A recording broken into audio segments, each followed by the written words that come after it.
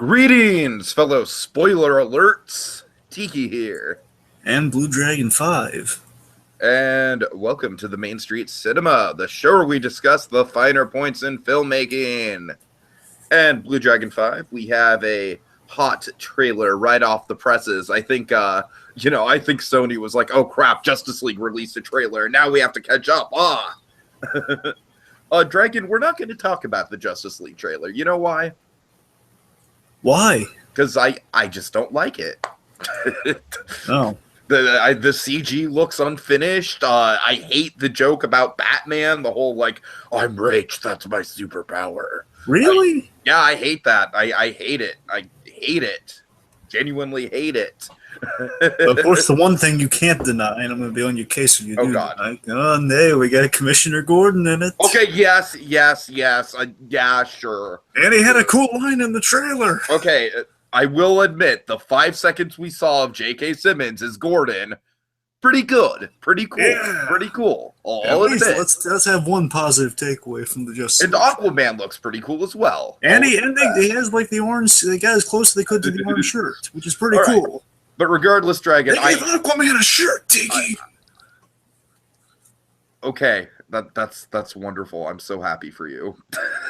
But regardless, folks, like I said, I have no faith in the DCEU anymore. I'm not looking forward to any of the movies that are coming out. But you know what franchise I still have faith in, because they're just rock solid and they continue to just be like the Pixar superhero movies. That's right. You know it. You might love it. You might hate it, but it's the MCU, Dragon. Of course, you and I are both fans. You probably a little bit more so than me, but, you know, I'm along for the ride as well. So I guess, Dragon, right out of the gate, what did you think when you saw the Spider-Man Homecoming trailer, number 2? I liked it a whole bunch. It was great. Well, as we're going to breach on the subject, pretty much I thought it was good, but in a way it's kind of too good, and we're going to get into that.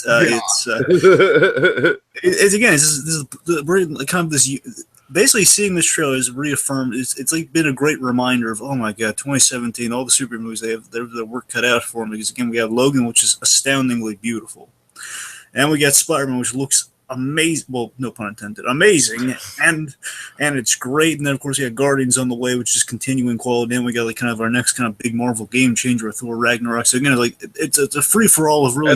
And then I love how you didn't mention any of the DC. Well, I'm sticking to Marvel for the analogy. Okay, I'm sorry. I just want to point out I'm not nearly as excited about Wonder Woman and Justice League. To give credit where credit's due, those are also two other big events. Just flesh out the events, all right? Because again, Wonder Woman first, you have female. Of course. Don't want to take that away from it, sure. And, well, not just female, I'm saying female comic book, full, feature comic book film. Dang, we had Elektra, but that's everyone kind of forgets about it. Well, technically we had Catwoman. I mean, come on. Well, that's not a superhero. That's kind of a supervillain, technically. But all right, well, we had Supergirl, all right? And, you know. Oh, right, yeah, you're right about Supergirl. You know what I mean? It don't want to be terrible. The point is Wonder Woman, it's like, 75. Wonder Woman's an icon, and I will admit that, and it's crazy that she hasn't had a movie before now. So and Justice League, of course, this is the one that's been more anticipated than even the Avengers. These were the original superhero team, and the original superhero team finally getting their movie after all these years. So again, whether that's going to measure up to the Avengers and that, let's not place our bets quite yet. But I actually have a funny story about the Wonder Woman trailer, trailer number 3. Which is a trailer I've gone out of my way to not see, because I'm just like, that's kind of generally my rule now. Dragon, I'll tell you one thing. If Spider-Man Homecoming comes out with a trailer number 3, I'm not watching it. Because this trailer's already skirting the line. Like, we'll get there in just a minute, Dragon, but let me regale you with the story. So I've been going out of my way to not see the Wonder Woman trailer, because I want I want to basically go into that movie as fresh as I can, and not have a negative attitude about it, and not feel like the ads have kind of spoiled anything. And so I went to go see Beauty and the Beast, and I was just like, oh god, no, there it is, I have to leave. But funny thing though, Dragon, my theater's projection, the 3D was messing up, and the sound was messing up as well. So even though it was like in the theater, I was like, oh, I'm fine. So I technically saw the Wonder Woman trailer, but I haven't really seen the Wonder Woman trailer. Anyways, I'm sorry. That's a tangent. Yep. Like, I'm sorry, I realized that story wasn't nearly as interesting as I was hyping it up to be. I'm embarrassed now. Anyways. Okay, anyway, so back to Spider-Man. Should we talk about the controversy of this? Let's talk about the controversy. Yes, something that actually is interesting. Well, folks, what I meant by it was too good is that here's the thing. I'm kind of with Tiki with kind of the nature of trailers these days, where as much as I love this, and I really did, I thought this trailer was great. Problem is, in my opinion, I'm on the side of things where it gives away far too much. So part of me, as much as I enjoyed this trailer, I gotta say, like, as much as it sells in the movie, even more I was always told, a good reminder of, oh my god, this Spider-Man's gonna be amazing when it comes. It could measure up to all the other cool stuff we get. Not that I had any doubts, bear in mind. I'm just saying, like, it's a reminder of, oh, this is gonna be a fun take. It's basically we found like a loophole to get another Marvel movie this year through Sony, which is kind of cool. It's like how we had the Pixar short that was, the unofficial Pixar short with Borrowed Time, and here we have the unofficial Marvel movie that is Spider-Man. Again, it's like Marvel did all the legwork, and that's why people are going to be in droves to see it. And says, "Hey, we're doing nice Spider-Man." Oh, but Marvel did it. What? It's under Sony. Right. All right, I'm sold. I mean, this is like one of the big events that we've been wanting since the MCU started, and for a while there, it didn't look like it was going to happen when the Amazing Spider-Man franchise was going down. At least until Amazing Spider-Man 2 kind of tanked. Which again, Amazing Spider-Man 2 has a lot of very redeemable factors, but again, it's I don't want to talk about Amazing Spider-Man 2. Anyway, point is this Spider-Man. So again, I'm on the camp that thinks we give away way too much in this, and part of me wishes I didn't watch it because I would have already been sold on it. But at the same time, I enjoyed very much what I saw. So where are you coming down on? I'm actually in the camp that thinks, well, we might have seen too much of it. We don't necessarily know the context of it. We'll get into it like as we go shot by shot through the trailer, of course. But Dragon, I'm kind of speculating that some of the big quote unquote spoiler stuff might happen in Act 1, and it's not quite as much of a spoiler for the overall plot as we're thinking it is. And of course, basically there's like one really big thing that we're kind of skirting around, one really big reveal that Dragon, I am going to be on the side of things that said, yeah, they probably shouldn't have shown that. But I'm also kind of cautiously optimistic that just because I've seen it doesn't mean the whole movie's like ruined for me or anything. So it's kind of where I come down on it. All right. Anyways, it's definitely very controversial though, because I've seen a lot of people just straight up be like, like post on social media, like, do not watch the Spider-Man Homecoming trailer. I think the big reason people are, because Spider-Man, of course, is infamous, especially with Amazing Spider-Man 2, for the amazing franchise of, the second line Spider-Man film, so kind of spoiling things. Amazing in name. Yeah, that's what I mean. Amazing. Amazing in the amazing Spider-Man franchise. No. I mean, like, the Raimi just Spider-Man. This is amazing, and Amazing Spider-Man. Then, of course, now we have we don't really have MCU Spider-Man. It's kind of we're very vague with the terms right now. Right now, it's like we're not quite sure how to label this because there's a really great. It's like Spider-Man subtitle. Well, technically, we have a really great name drop in this, which kind of alludes to maybe what Spider-Man we're kind of working with here, like friendly neighborhood, maybe. Right. So that's the thing. It's kind of like Homecoming. So I don't think everyone's going to be like Homecoming 2, Homecoming again. I don't think they're going to do No. It would be great if we finally, but then again, I always kind of fear this thing. I'm starting to fear, like, what if they start associating various reboots of Spider-Man with, like, a title? So we have, like, the Spectacular Spider-Man's Always in Waiting, or we have Spider-Man. That's actually, like, I kind of feel the same way about about Batman. Like, it's only a matter of time before we have a Caped Crusader movie. Well, technically we have one, and it's great. Well, yeah, but you know what I mean. Like a live-action movie that's just called The Caped Crusader. Remember the days everyone thought the third, I know. That's what I'm saying. That's exactly what I'm saying, yeah. Yeah. Okay, anyway, let's get into the Spider-Man trailer. All right, so after this brief little... Basically, like kind of summarizing kind of things we're seeing. Yeah, we're going to show you 2 shots of the trailer. What that's from, by the way, that's from they did a teaser for the trailer and the. Yeah, I know, which drives me nuts, Dragon. That's like first I saw, oh my god, it's here, and then it's just no. Tomorrow. It's a trend in Hollywood that I just wish Hollywood would just like nip in the bud because I Really? can't stand it. What really ticked me off is that then they had it had the same runtime as the trailer because it then played the first trailer after God. that opening. It's like the ultimate, like, that's just BS, man. That's just BS. Hey, I hope that wasn't an official Sony video. Well, again, Sony I watched mine on Marvel because, again, I'm just sold in the Oh Marvel. man, it was an official Marvel video. Well, no, I'm saying that. I'm saying that stuff. I'm saying that was like the official thing they did everywhere. So most likely Sony and Marvel did along with every other thing. But I'm saying, this I watched this trailer specifically on the Marvel channel versus the Sony channel. Nothing against Sony. I'm just because that just literally sounds like something that like a third-rate like trailer uploading channel would do. No, I think that's officially it looked official to me. So whatever I saw. That's really bad. I'm saying I watched this one on Marvel. I'm pretty sure I watched the day before teaser on Marvel as well. So I think it's just everywhere. I don't know. And you know what, Dragon? I feel like the day before teasers for Justice League were even worse. Well, that's because they had like one for every character. Yeah, exactly. And it all the wasn't like a shots. couple seconds. It was basically like 10 seconds, 15 seconds a piece. And these are all shots of seeing the dress. Pretty much you see like a quarter of the trailer if you watch all. And it's like I found out about that like after the fact. Like I didn't even, that wasn't even on my radar. Maybe because DC in general isn't really on my radar these days. But I just watch the Batman one because I need good Batman shots. But you know what I mean? It's just like I thought that was insane. I'm just like, what are you like?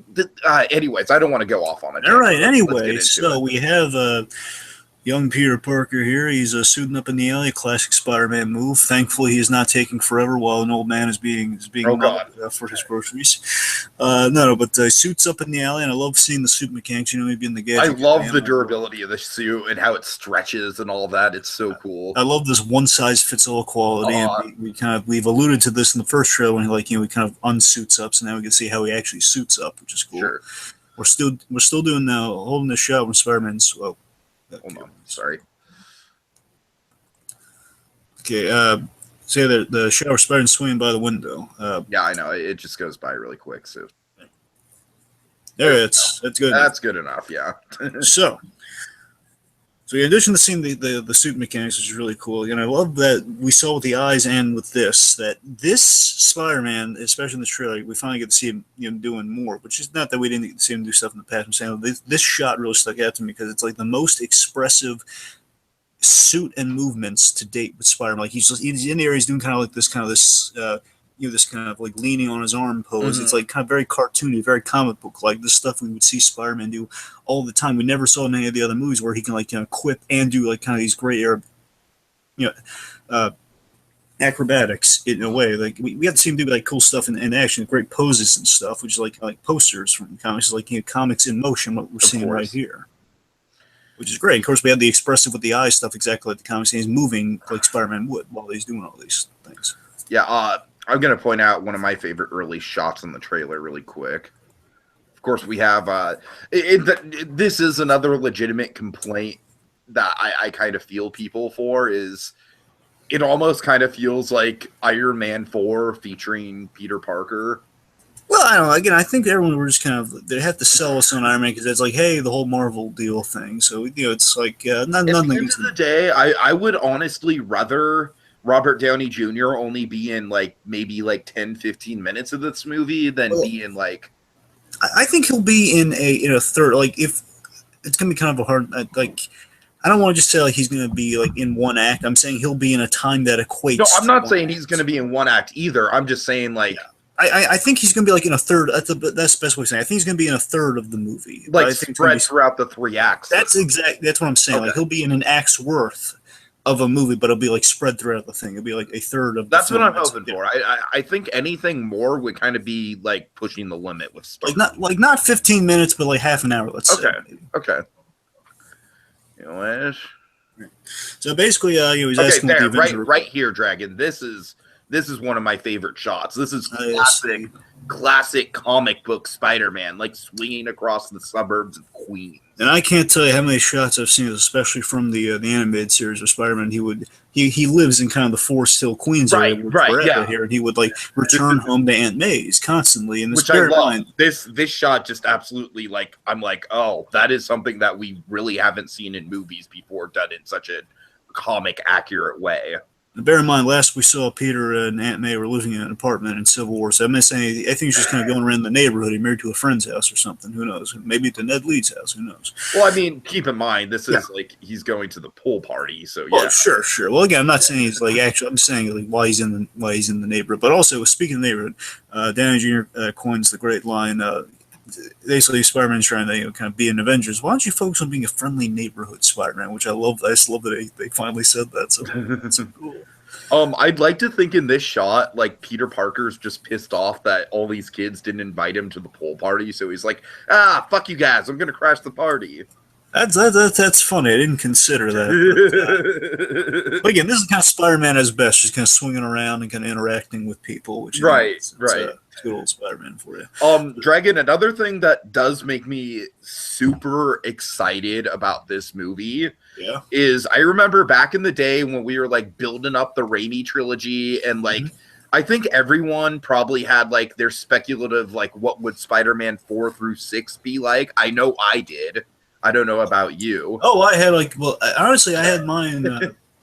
Here's the thing: I had one of those, but it was for after we got the first Amazing Spider-Man movie. Before we got two, I just like had like a whole oh my god, just the fact we're bringing back Spider-Man now we're going we're kind of. All right, well, I hate to be mean to the Amazing Spider-Man, Dragon, but I actually did that with the good trilogy. Well, I'm saying after we knew, like, okay, we're getting Spider-Man again, and here's like the first taste of like, okay, if we're gonna redo it and like basically kind of, basically do something that's even more faithful than kind of what we got in the Raimi thing, which now we're going even better with the faithfulness. But yeah, okay, but just back in the day, I did like this was like before Spider-Man 3 came out, but I went all the way to Spider-Man 10. Yeah. Oh God. I had Kingpin. I had the whole. No, I had everything. Yeah. Let's see. Like I'm trying. Like I vaguely remember. Like I think in Spider-Man 4. I'm pretty sure Spider-Man 4 was Carnage. And then Spider-Man 5, this is what I really wanted to get to, is Spider-Man 5 was my Avengers team-up movie, Dragon, which would lead into Sinister Six and the Avengers taking on the Sinister Six. In Spider-Man 6. Anyways. No, but I'm just saying, like, even way back then, Dragon, just some of my favorite Spider-Man arcs from the comics. One of the things I want to see realized in the upcoming Avengers Infinity Saga, whatever they end up calling those two movies, is I really want to see Spider-Man take on the Hulk, because that issue with Spider-Man having to calm down the Hulk is one of my all-time favorite comic book issues right there. And honestly, I doubt we'll see it in this movie by any stretch because Hulk. Oh, it's not going to happen in this movie. Well, what I'm saying is, if I'm right, I could be misremembering this because I remember that I think what motivated that seems that was Spider-Man's Avengers tryout. Yeah, that totally was. But obviously, we're not getting here. There's talk of like trying out for the Avengers and stuff. I'm just saying. Plus, there was the rumors way back in the day, like maybe the movie might open with like Spider-Man trying out for the Avengers and so Tony. So I'm going to go ahead and do like some base speculation here, Dragon, really quick. I'm going to speculate that by the end of this movie's arc is going to be essentially Spider-Man kind of coming to a happy medium between being an Avenger and being what Tony wants him to be, which is like the friendly neighborhood Spider-Man. Yeah. And then come the Infinity Saga is when we're going to get the whole Avengers initiation and having to track down the Hulk. What do you think? Oh, well, like, I could honestly see the Hulk thing being like an opening scene for an Avengers movie. Well, remember the Hulk thing. I'm not entirely certain if that was like the tryout or not. I'm just saying. It was the tryout. I vividly. Oh, you do? I vividly remember the issue. Yeah, I can say. Okay, because it was the tryout. Yeah. All right. Good then. All right. Let's see. That'd be cool. One of the things you said I really do agree with is that I think by the end of this movie, Spider-Man is going to find a happy medium between the mold that Tony wants and being an Avenger. And I think the next one they will need him to be an Avenger. So I think you're right, but I'm not sure the Hulk thing's going to pan out exactly. I'm just like, as a fanboy, I hope the Hulk thing happens. But it would be kind of cool if. For a moment, I think a way of getting that here's a realistic way I can think we would get that shot. The shot you're thinking of is basically what if Thanos, once he has all the Infinity Gems at whichever part we're going to do that, and because most likely, from what I hear, we're going to get all the Infinity, like Thanos versus the event, all that stuff in one movie. But again, they keep changing. I don't know. That's why I just refer to it as the Infinity. That's the thing, because I hear basically the last I heard is like basically they don't need 2 movies. The second one's just gonna be like their next commitment with the Avengers. Like they're signed on for both, but I don't know what's Oh, connected. that's weird. My point is, I hear like they don't need the extra story for 2, so they're just doing it all. Okay, I don't want to get into all that. I don't want to get into all. Okay, that. my point is, I think whenever Thanos gets all the Infinity Gems, he'll snap his fingers, just messing with the Avengers. He'll make Hulk, he'll make Bruce Banner. He's just like mid sentence. He's like, maybe he's not even turning into the Hulk. And when he snaps his fingers, turns into a Hulk and turns into a wild, raging Hulk, and he's just going around everyone. Then Spider-Man has that great thing, and then Captain America swoops in for the save with the shield. Yes, I can totally see that. Okay. Anyways, enough with the spec. I'm sorry about that tangent, but then we have this show, which we remember, where Ned Leeds kind of catches Peter at a vulnerable moment. But with one great addition, you're the Spider-Man from YouTube. Of course, that cracks me up. I was like, oh god. And here we get to see some great. Here we get to see some great Peter and kind of Ned friendship stuff here. I really do like this. Oh, absolutely. This is some great stuff, yeah. I'm really being sold on Ned Leeds, I got to tell you. Now we know who the guy is, because there was a time we didn't know. Now we know he's Ned Leeds in the comics. And here's the thing, T. There is a possibility. I don't want to say this is like a certainty or anything, because it doesn't go exactly like this. Ned Leeds is kind of something that changes a lot, because I didn't read the Ultimate Spider-Man's never really appealed to me, but I never got a fair shot, so I don't want to say anything disparaging against the Ultimate Comics. But let's just say there might be a young version of Ned Leeds like this. So again, it could be very faithful to I know what character you're talking about. Yeah. My point is, Ned Leeds in the comics, like the original kind of stuff, Ned Leeds became the Hobgoblin, which essentially is kind of a knockoff of the Green Goblin, essentially. So I'm saying if they wanted to, they could make him. They could do a whole thing where he kind of becomes his Harry Osborn without doing Harry Osborn again, which would be crazy because it would be a very similar archetype. Exactly. Except it wouldn't about the rich kid stuff with Harry Osborn. The only reason I would hesitate on that, honestly, Tiki, is I wouldn't be opposed to doing kind of the Hobgoblin Ned Leeds. This kid just seems too nice, though.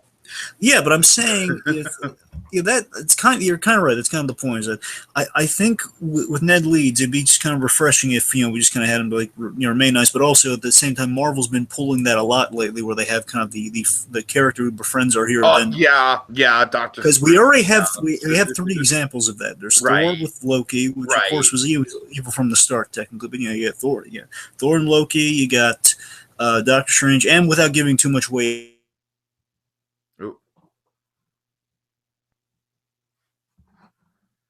And he broke up. Hold on. Dragon, you there? I can't hear you.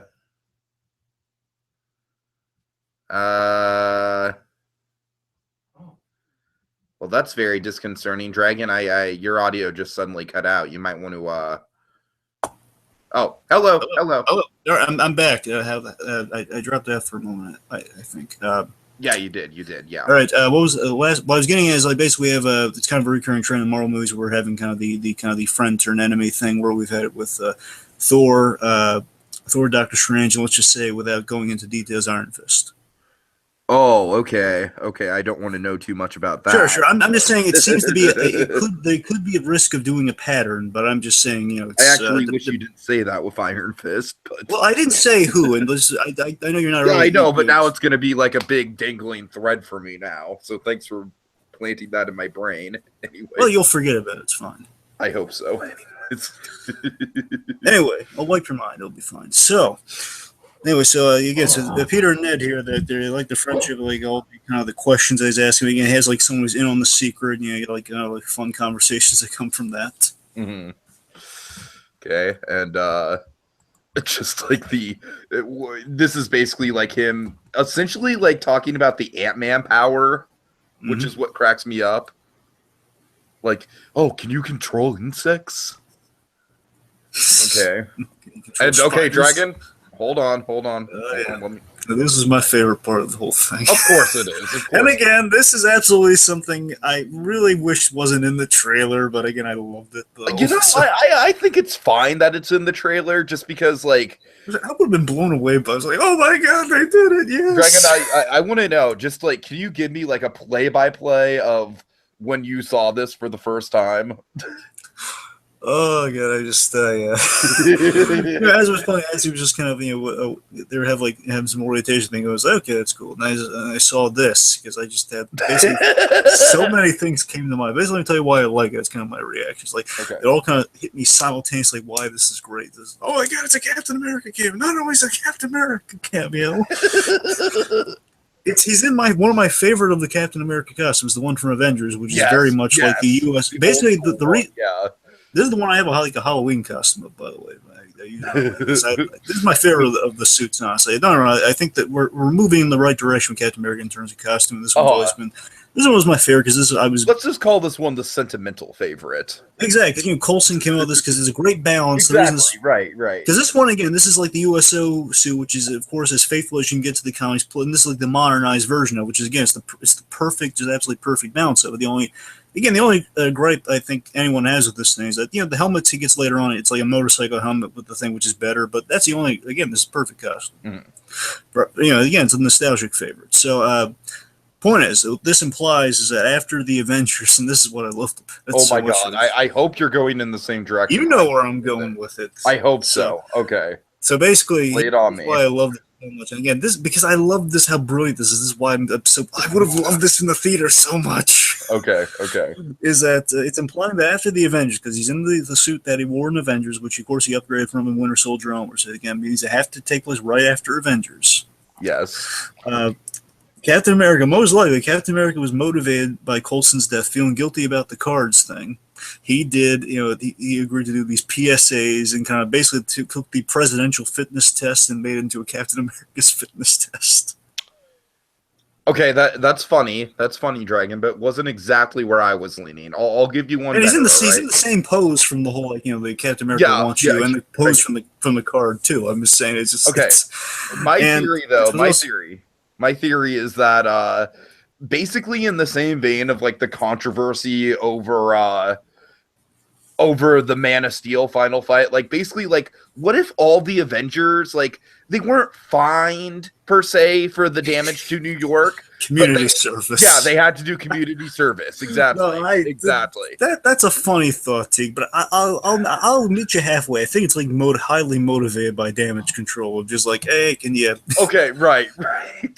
Like, I mean, if you look at Captain America's face, like, it doesn't necessarily look like he's having the time of his life. It's like. That's the thing. It's like an embarrassing memory from Cap. Again, this is what I'm saying. Yeah. And here's where I'm coming from. Again, I just think it's like it's in service of Coulson, but also it's the right thing to do. Which again, even back then, Captain America, he wasn't thrilled with doing the PSA, the USO shows, but he knew it was for a good cause. So he just had that kind of smile on him when he's doing it. It's like, hey, this is kind of cheesy, but hey, it's helping us fight. Sure. Right thing. I think it's the same situation, but but for here, like I'm back, I'm a public figure.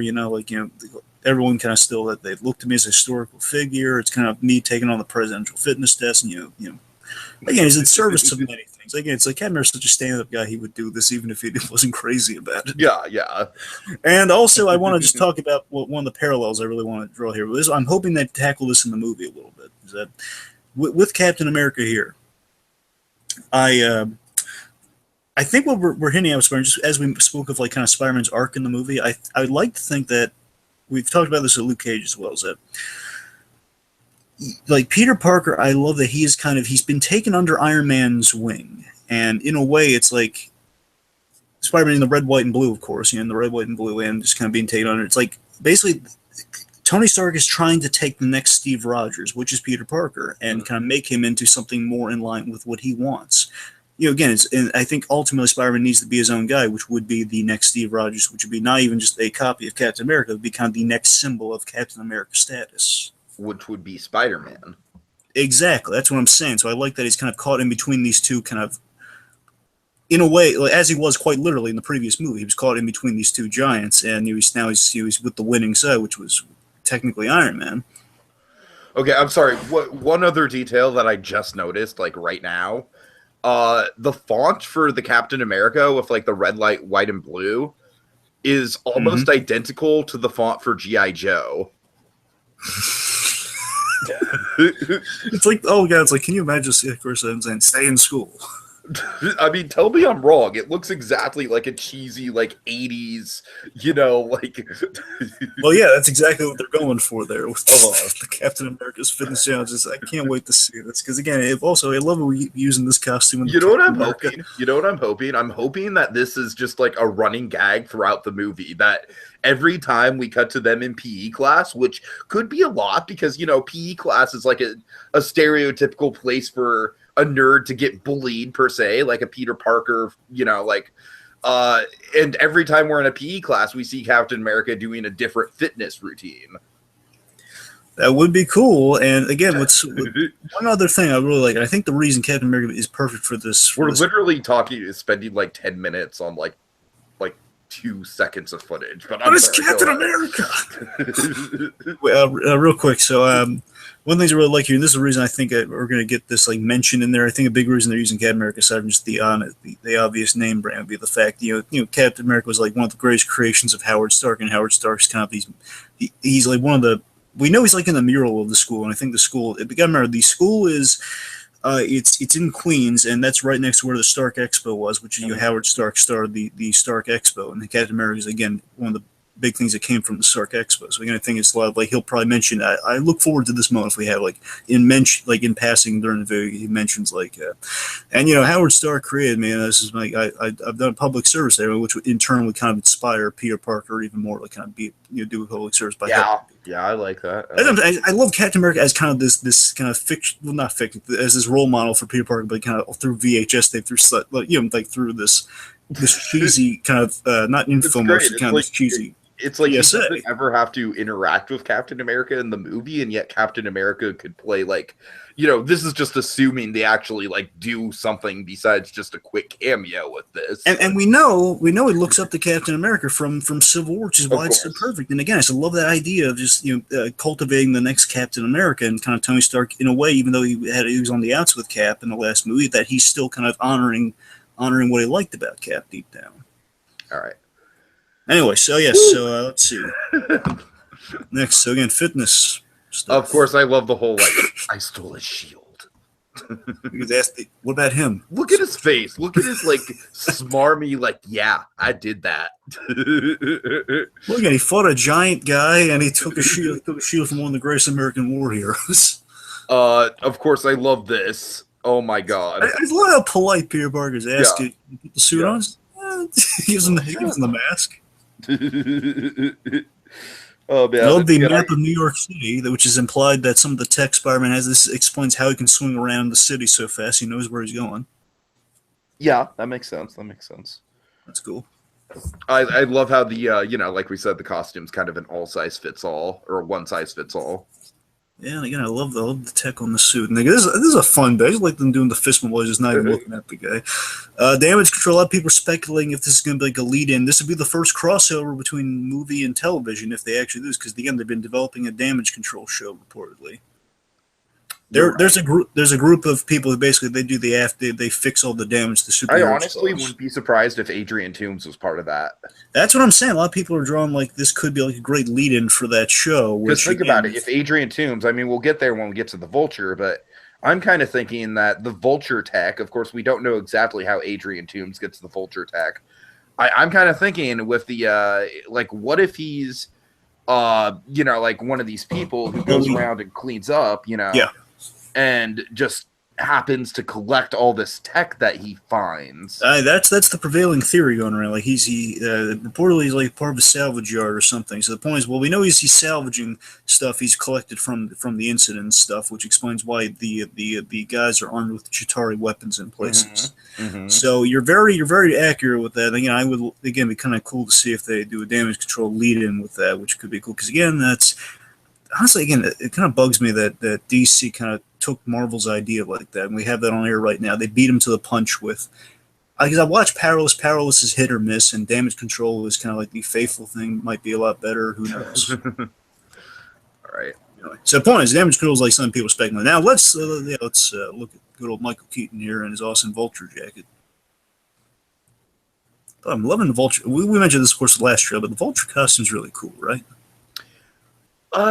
Honestly, I'm not quite as sold on it as you are. Honestly, I just love seeing him, like, because they found a way of kind of doing the vulture suit without having it cheesy, because he has like just the giant kind of plume of feathers. Well, yeah.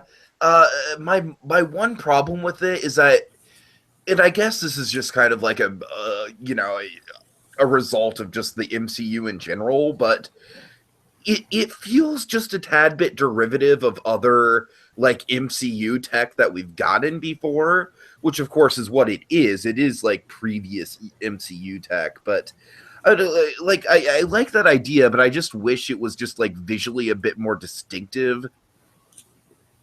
Hmm. And honestly, I think Michael Keaton, like the moments when he's out of the costume and just delivering a verbal smackdown on Peter Parker are flat out more intimidating than when he's in the costume for me.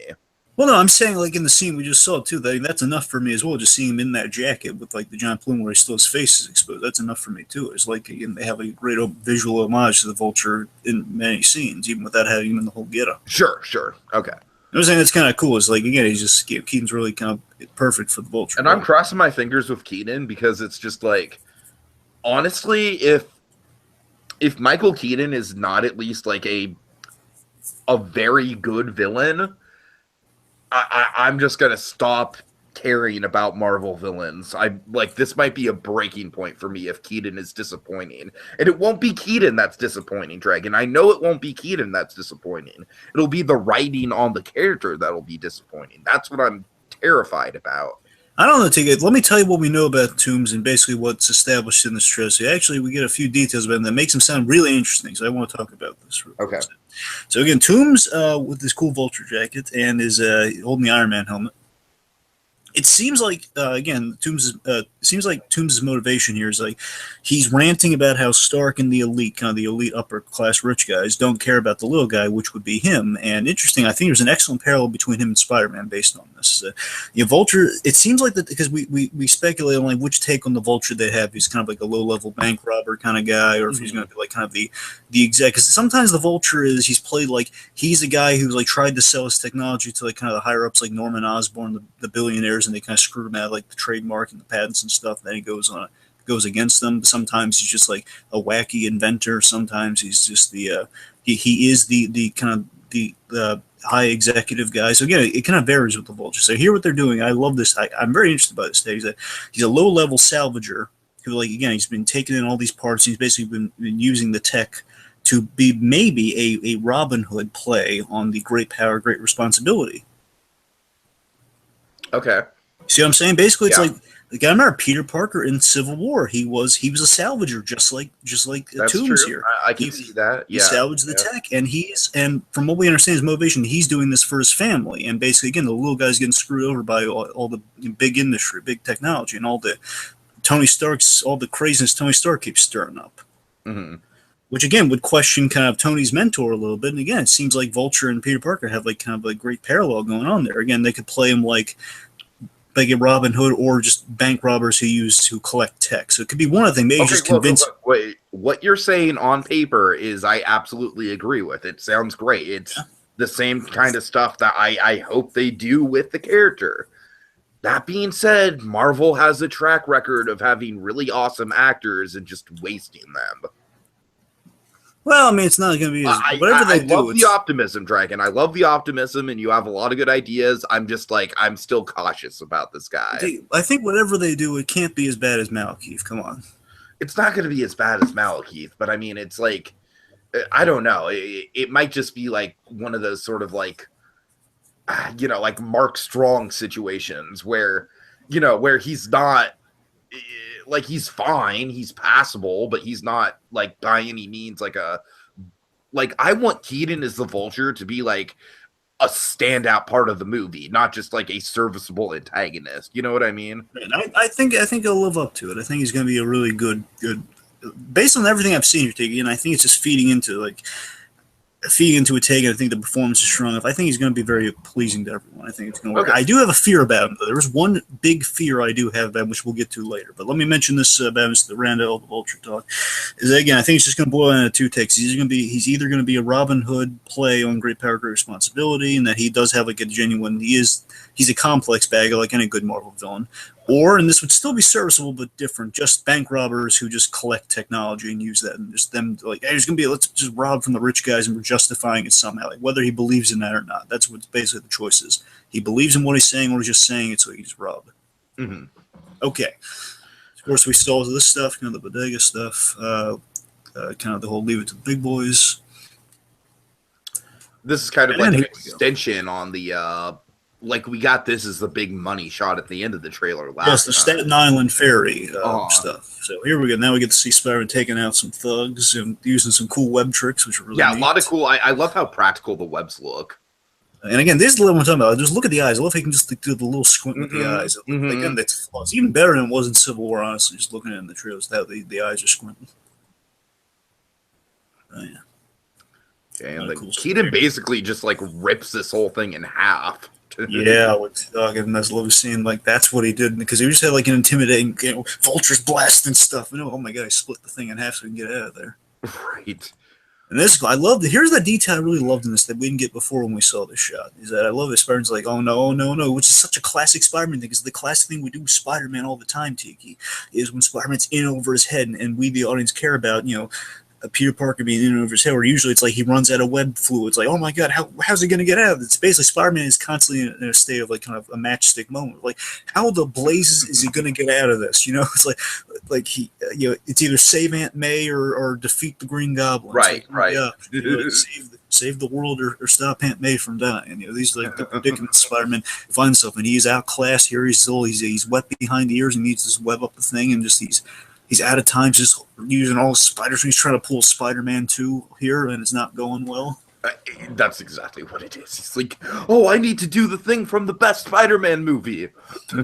Luckily, Tony Stark arrives. Yep. Yep, I love how I will admit, Dragon, this... Okay, basically, I'll tell you, like, let's go through this. I just... I really wish we hadn't seen this because it's basically like this tells us two things. It tells us like, A, nobody does get hurt from this. It's like because Tony's like, what if someone could have died? It's like so basically this tells us that this whole action scene it's going to be fine. And B, Iron Man shows up to save the day. And C, the whole suit thing, which we'll all get into. So. Okay, let's see. Basically, this scene is probably the most spoilery thing. Oh yeah, without a doubt, yeah. Oh, by the way, I just love when he walk. I love whenever he walks out of the armor, just standing there. So again, this is a really important scene, though. Dragon, honestly, what I think they should have done with this trailer, which would have totally salvaged it, made it completely like, I think this would have saved the whole thing, is if they would have just cut out the whole bit of like, I'm going to need the suit back. Like, give me the suit.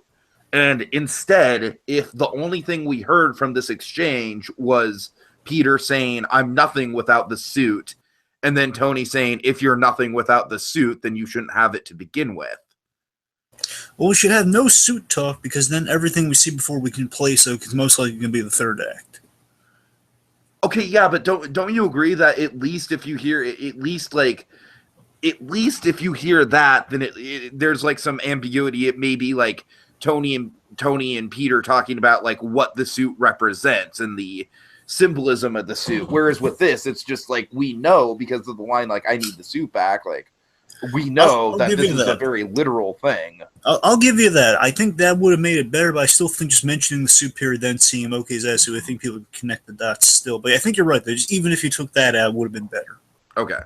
So I'll agree with the point, but this is an important scene that I really do. Just again, this is what I'm so mixed in with the trailers. Again, I think it's amazing stuff. I'm really hyped for the movie. But again, I wish I could have experienced a lot of this.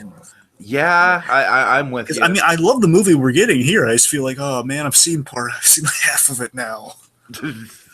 But I don't think we've seen half. Not half. I'm just saying I've seen the skeleton of it. I've seen the skeleton. I mean, I definitely don't think it's as bad as the Amazing Spider-Man. You're right there, but. Let me talk about that scene. So Tony's ruling Peter about the recklessness from him taking on things too big for himself at this point, again being wet behind the ears, wants a suit back, and just with this whole again Tony Stark kind of as the new Uncle Ben figure for Peter. It's like not in the sense that he's going to bite the dust or anything, but in the sense of imparting great wisdom on him. And I love that he's imparting the Iron Man 3 lesson on Peter. The whole that's the experience that Tony Stark went through that he learned is what he's trying to impart on Peter. You're more than just a gimmick. You're more than just a costume.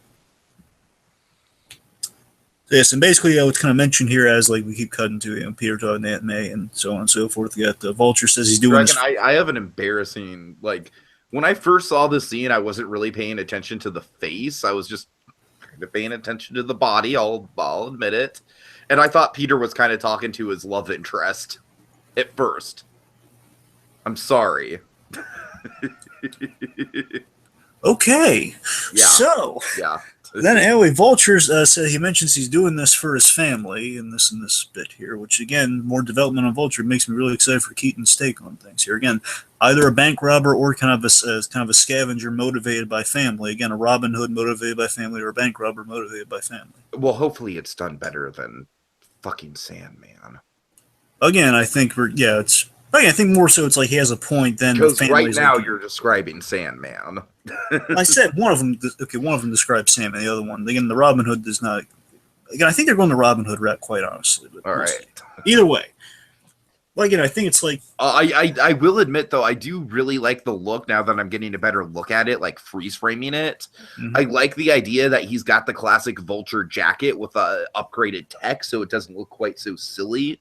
And you got to remember, with him without the mask on, he's even more faithful to the comic because Vulture didn't have like a head cover, even though the head covering gives him like the bird nose, which is kind of cool. Right. But yeah, either or is fine. So I love him with that kind of that feathery jacket thing. Of course, now we're seeing Peter back in the original costume, and I like that too. I just love seeing the progression of the spider suits. I really hope this isn't the third act. And that's my fear. And all I can say is that editing-wise, all of this is. I hope it's the second act. I hope it's Act 2.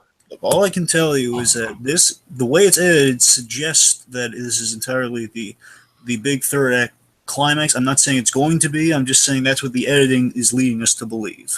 Mm-hmm. That's the only conclusion this editing is intentionally trying. It might be doing like a kind of a magic trick on us here, just like saying, "Hey, look over here," while we're actually trying to trick you. I'd like to think that the third act action sequence is something that we haven't seen in the trailers at all. I would like to think that as well. So I mean, here he has his mask on. So this could, I think, the school bus thing is definitely in the.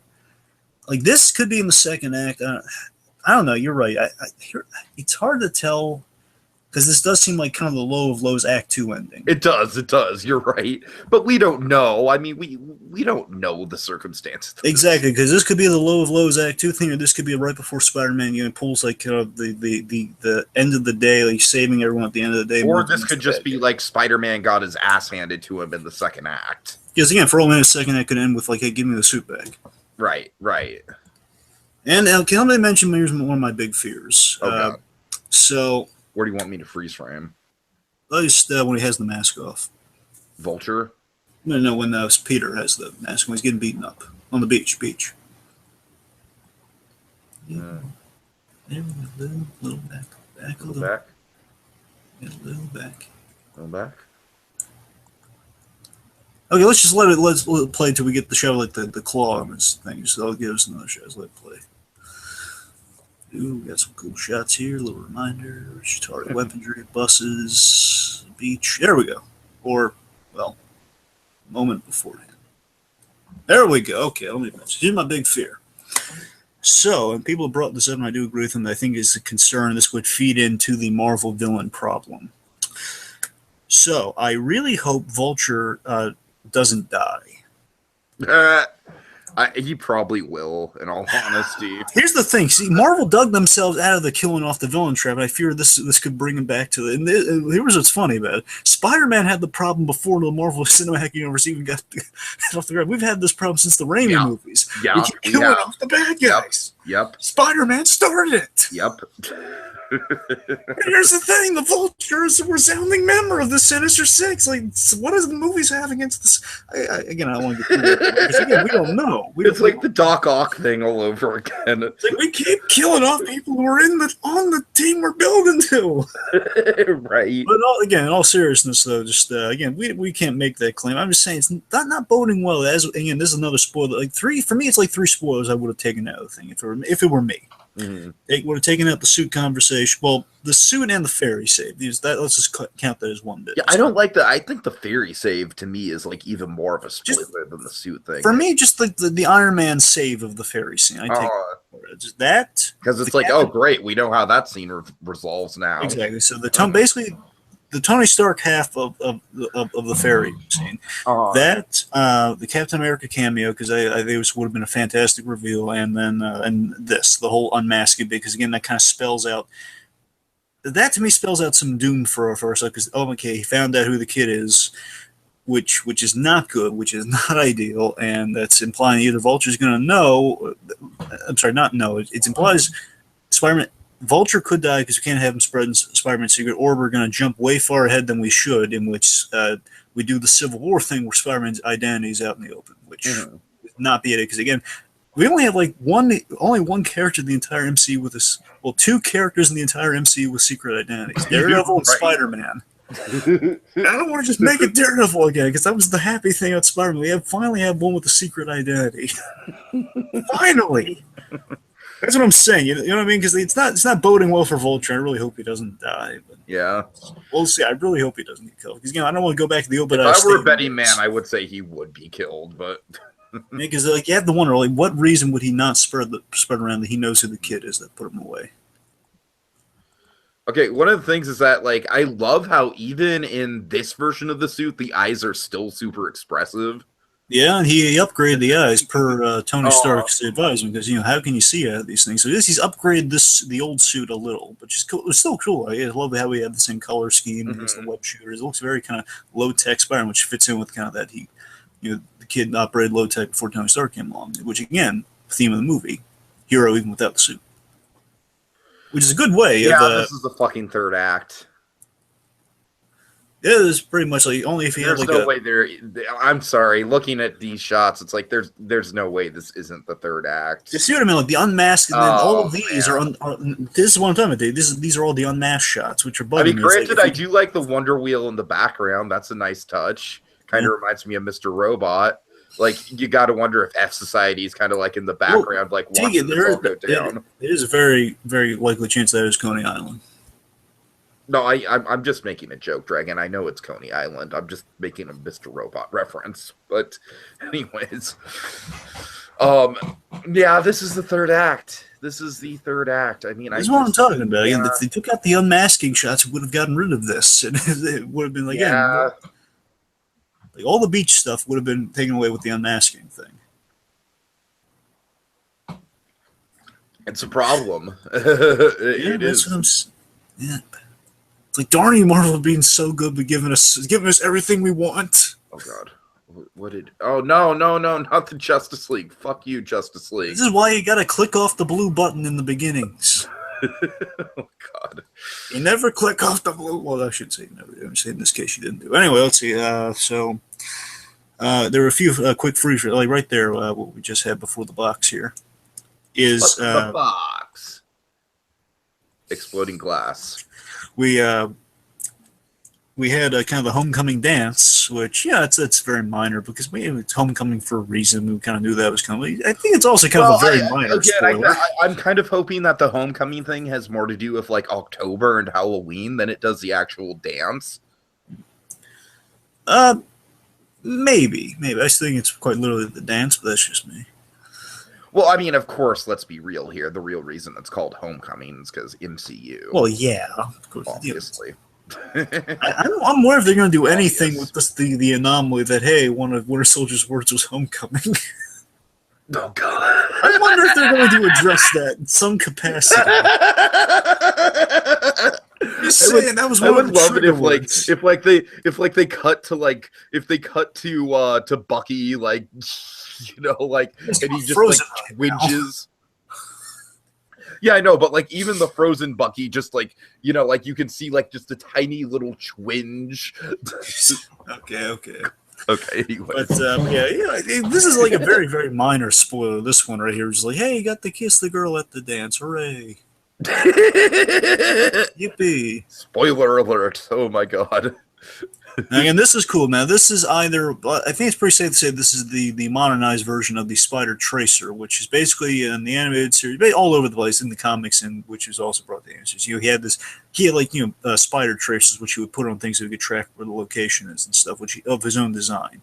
Here, it's like, it's kind of a cool modern way of doing it. It's like it comes off the symbol, which is why it kind of pops out on the suit. And he was wondering, why does it pop out on the suit? Because I like that. I like that. Because not only is that like he pushes the symbol to make the suit retrofit him, but also he can, like the first layer of it will just kind of spread off like a little tracer. And this is a lot of people are speculating this is how he might get to the fair, but then again, the fair is in New York, so maybe it's for something else. Mm-hmm. Well, it could be a Spider Tracer. That's cool. Okay. And these are some classic Spider-Man shots where usually it's the Green Goblin has him stringing along like this, where he's just kind of like hanging by a web as the guys go. Now this is cool though, with the Vulture. It's awesome. Oh, I did. Yeah, I like it a lot. Oh yeah. Of course, still in the. I'm sorry. I'm trying to think of the proper terminology. The prototype. The prototype Spider suit. Yeah. And again, he has the mask, and this probably going to lead us to the beach. Honestly. Ah, god damn it! Spoilers. Yep. Again, it's a mixed bag, folks. Again, they gave us so much. Wait. Hold on. Basically, I think the analogy to go with is they gave us too much ice cream, and we're a little sick right now. But we enjoyed that ice cream. I'm just gonna do some investigating really quick. Can we see Can we see like any bits of like wreckage, like plane wreckage or anything like that on the beach? Well, I think we do, but you can check. I'm gonna check. I think we do. Well, then again, remember, it's most likely he landed. I'm gonna be mad. I'm gonna be bad. Well, I remember there was fire on the beach, so I think that might have been wreckage. Let's see. Yeah, there's fire. God damn it! God. Well, we don't see any metal though. This is pissing me off, Dragon. You know what's pissing me off about this? This is like my live experience. It's like when I watch this trailer, like just kind of like not really thinking about it, I'm like, yeah, it's cool. It doesn't reveal too much. But now that we're going like frame by frame through it and like shot by shot, I'm like, fuck me. You understand what I'm talking about, right? It's kind of filled with spoilers. You see what I'm talking about? Yeah. It's too much ice cream. It's delicious and it's very fulfilling, but it's like too much. There is no way that the last act of this movie is not Spider-Man fighting the Vulture on the plane, which leads to the plane being fucking crashed on the beach, which leads to the Vulture fucking unmasking Spider-Man. Right. Rein it in a little. I'm upset. I'm genuinely upset right now. This is like real emotion coming through my voice. Oh, God. Well, the good news is we know he's going to land that plane somehow. Do we know that? I mean, we do see the fire and whatnot. So I'm saying I think it's probably one of the broken engines. Like we saw that engine was catching on fire. All right. God damn it. Oh, man. Dragon, now I'm just regretting doing this. I mean, look, I'm not because it's fun, but oh man. Darn you, Marvel, for being so great but giving us too much of what we want. That being said, this shot is glorious. Oh, yeah. Ah, son of a bitch. And I love that he's kind of in this Iron Man 3 situation where, speaking of Iron Man, he's kind of in this Iron Man 3 situation where it's like the whole that great moment for... It's that great moment where he has to land, he has to save 13 people in midair from the planes. And now Spider-Man, the guy's kind of green down the gills. I've also seen it compared to the Superman Returns plane.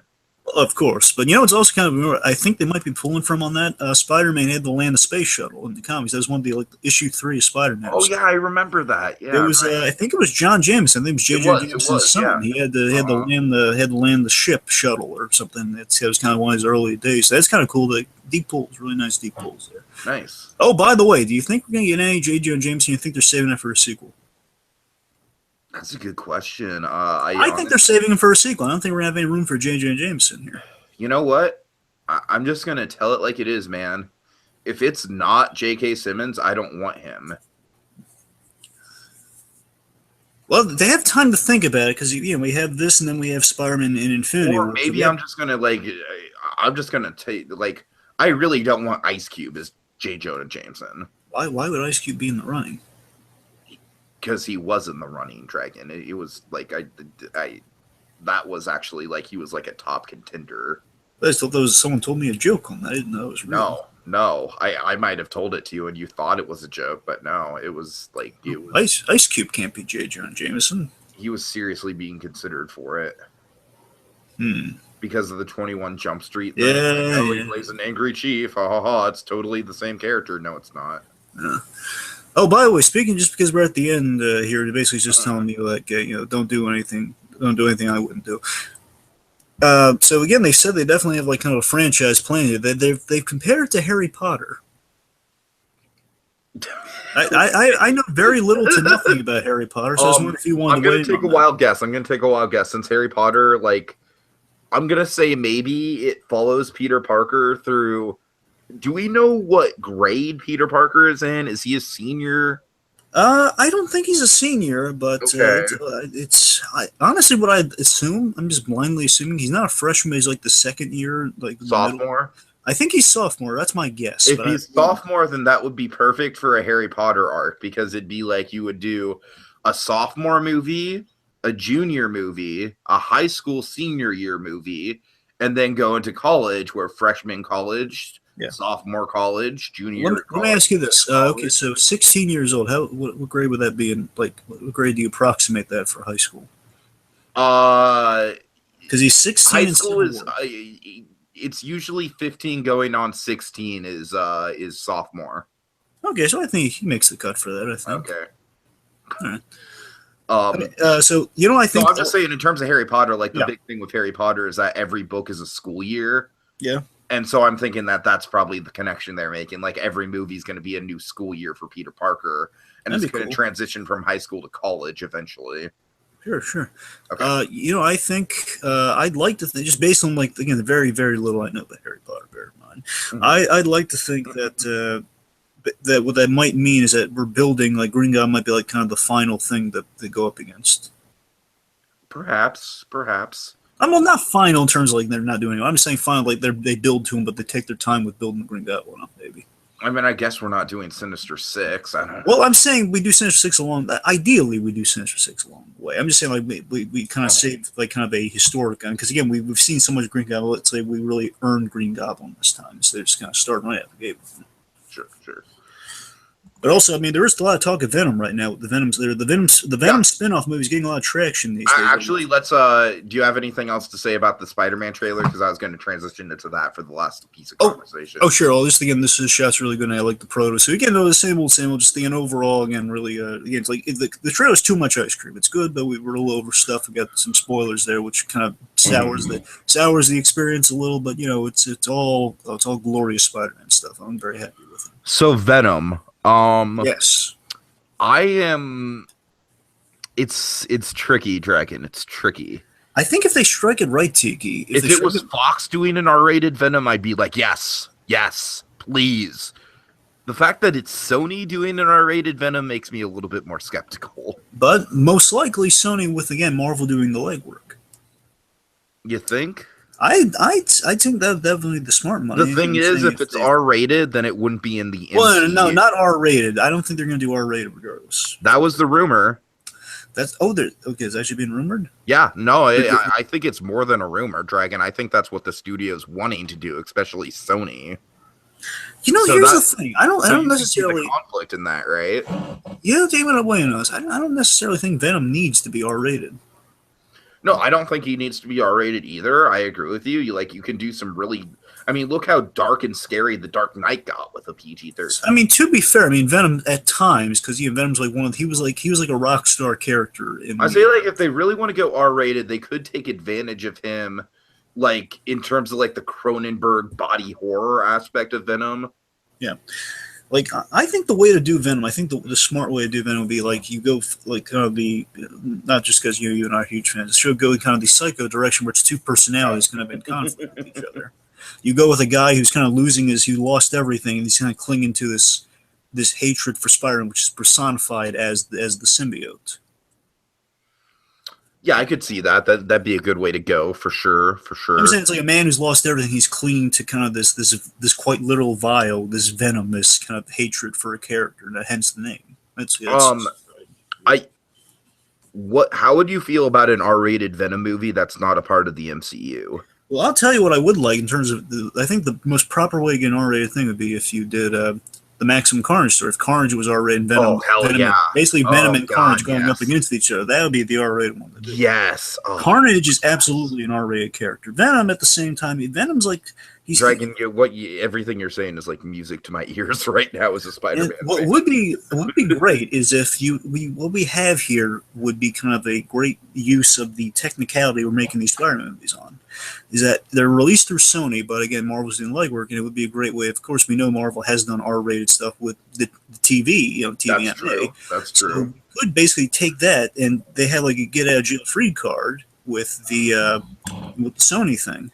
If they wanted to go a little bit more adult, so they could find like a good balance of that. Basically, either like a PG-13 that's really, really pushed, or basically let's do a straight out R-rated thing, but we'll release it through Sony. So again, Marvel. I'm thinking Sony more wants to jump. It would be a way of doing. Yeah. No, I was just gonna say Sony wants to jump on the R-rated bandwagon just because, like, Logan and Deadpool box office trends, yay! Yeah. But like, think about it. We could get if we ever did Maximum Carnage, it would be the way of doing basically kind of a Marvel Netflix show, but with a budget to it, so we can do the Venom symbiotes and all that sort of stuff. Sure. And if they did, I'm not saying they do it; they're not going to do it like exactly off the page, but I mean that story has like the other a lot of Marvel characters. Even Captain America's in that story. I'm saying if they wanted, they could bring in some other Marvel characters into that show. Be a great blend of everything. All right. Well, of course, we'll get more into the Venom movie when we have more information on it. Of course, it's definitely a project I'm tracking for sure. Dragon. Because again, we don't even know like which Venom we would work with. There's basically like three main guys you go to for Venom, like Flash Thompson, Matt Gargan, or again, first and foremost, of course, Eddie Brock. I actually think Flash Thompson will be the front runner. Yeah, because we are gonna. Now, here's the thing. I don't know if. We haven't seen any of the trailers, so here's the thing: we know Flash Thompson is going to be in this movie. Oh, is he? Okay, that's news to me. That's news to me. So we should all. I think what we should all do is we should all pay attention to Flash Thompson, see like how strong or like kind of any seeds they're planting. Because basically, here's the big indicator for the kiddies out there. There's like a big hint if they're going to do the Venom thing with him. Okay, if they allude to him going in the military. That's a huge thing of like, okay, he's going to be Venom. Yeah, totally. If there's any mention of like a Flash Thompson pursuing a military thing, that's if he like walks past like a draft sign, like if he walks. Oh my god! Captain America. Yes. Oh what if Captain America inspired him to join the military and that'd be turned into Venom? Okay, yeah. Take my money, please. That's great. Okay. Yeah, so we've run the game. We could probably speculate a lot on Venom, but we don't really want to. I honestly don't even really think we need final thoughts on the Spider-Man trio. Again, too much ice cream. That's my analogy. I'm going with that. Too much. It's too much. It's too much red, white, and blue ice cream, folks. So, folks, thanks for listening. And just like I said, Dragon. Next time, I just like when Spider-Man: Homecoming official trailer number 3 comes out, I'm not watching it. I'm like, nope. Smaller spoonfuls, folks. Marvel, Sony, smaller spoonfuls. Okay, folks. You're the Spider-Man from YouTube.